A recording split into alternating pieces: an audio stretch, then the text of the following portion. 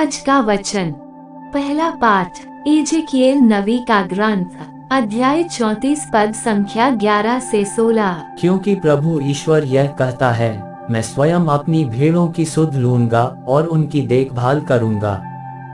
भेड़ों के भटक जाने पर जिस तरह गड़रिया उनका पता लगाने जाता है, उसी तरह मैं अपनी भेड़ें खोजने जाऊंगा। कोहरे और अंधेरे में जहां कहीं वे तितर बितर हो गई हैं, मैं उन्हें वहां से छुड़ा लाऊंगा। मैं उन्हें राष्ट्रों में से निकाल कर और विदेशों से एकत्र कर उनके अपने अपने देश में लौटा लाऊंगा। मैं उन्हें इस्राएल के पहाड़ों पर, घाटियों में और देश भर के बसे हुए स्थानों पर चराऊंगा। मैं उन्हें अच्छे चरागाहों में ले चलूंगा। वे इस्राएल के पर्वतों पर चरेंगी। वहां वे अच्छे चरागाहों में विश्राम करेंगी और इस्राएल के पर्वतों की हरी भरी भूमि में चरेगी। प्रभु कहता है, मैं स्वयं अपनी भेड़ें चराऊंगा और उन्हें विश्राम करने की जगह दिखाऊंगा। जो भेड़ें खो गई हैं, मैं उन्हें खोज निकालूंगा। जो भटक गई हैं, मैं उन्हें लौटा लाऊंगा। जो घायल हो गई हैं, उनके घावों पर पट्टी बांधूंगा। जो बीमार हैं, उन्हें चंगा करूंगा। जो मोटी और भली चंगी हैं, उनकी देखरेख करूंगा। मैं उनका सच्चा चरवाहा होऊंगा। दूसरा पाठ, रोमियो के नाम संत पौलुस का पत्र, अध्याय 5 पद संख्या 5 से 11। आशा व्यर्थ नहीं होती, क्योंकि ईश्वर ने हमें पवित्र आत्मा प्रदान किया है और उसके द्वारा ही ईश्वर का प्रेम हमारे हृदयों में उमड़ पड़ा है। हम निस्सहाय ही थे जब मसीह निर्धारित समय पर विधर्मियों के लिए मर गए। धार्मिक मनुष्य के लिए शायद ही कोई अपने प्राण अर्पित करे।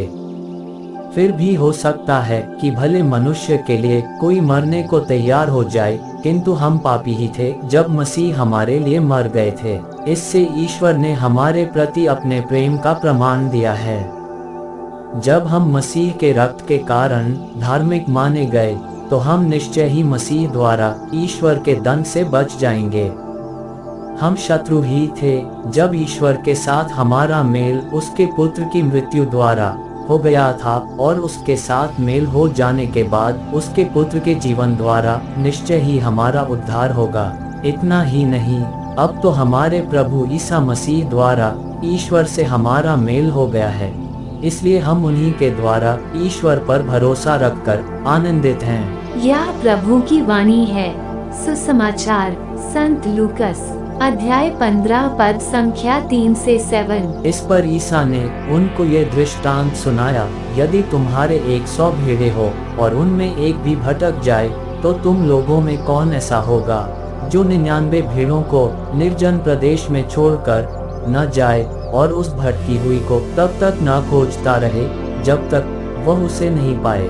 पाने पर वह आनंदित होकर उसे अपने कंधों पर रख लेता है और घर आकर अपने मित्रों और पड़ोसियों को बुलाता है और उनसे कहता है, मेरे साथ आनंद मनाओ, क्योंकि मैंने अपनी भटकी हुई भेड़ को पा लिया है।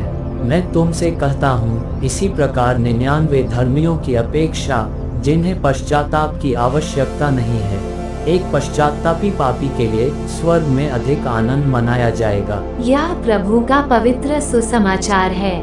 आमीन। आज का चिंतन, हृदय को सामान्यतः भावनाओं से जोड़ा जाता है जो विभिन्न प्रकार की क्रियाओं में प्रदर्शित होता है। माता कलीसिया आज पवित्रतम हृदय का पर्व मनाते हुए हमें उनकी विशेषताओं से अवगत कराती है। यीशु ख्रीस्त का इस धरती पर जन्म लेना मनुष्यों के लिए उनके असीम प्रेम को प्रदर्शित करती है। यरूशलेम की परिस्थिति पर विलाप करते हुए हम उनके व्यक्तिगत लगाव को पाते हैं, जो उन्हें पिता ईश्वर से जोड़ना चाहती है।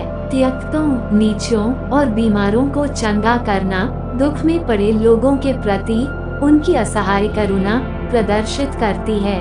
पापी या अस्वस्थ लोगों को पाप क्षमा देकर वे उन्हें पाप में पड़े नहीं देखना चाहते। इस तरह हम यीशु के हृदय को उन लोगों की ओर उन्मुक्त देखते हैं जिनका कोई नहीं है, जिनसे कोई प्रेम न करता हो, जो त्यक्ते गए हो। इस तरह उनके हृदय में क्षमा, दया, सहनशीलता, करुणा भरी है, जो लोगों के बीच विराजना चाहती है ताकि लोग आध्यात्मिकता की ओर अपना कदम बढ़ाए। पवित्र हृदय के संदर्भ में हम भी अपने हृदय में उपस्थित अपने सद्गुणों को जीने का प्रयास करें। आमीन।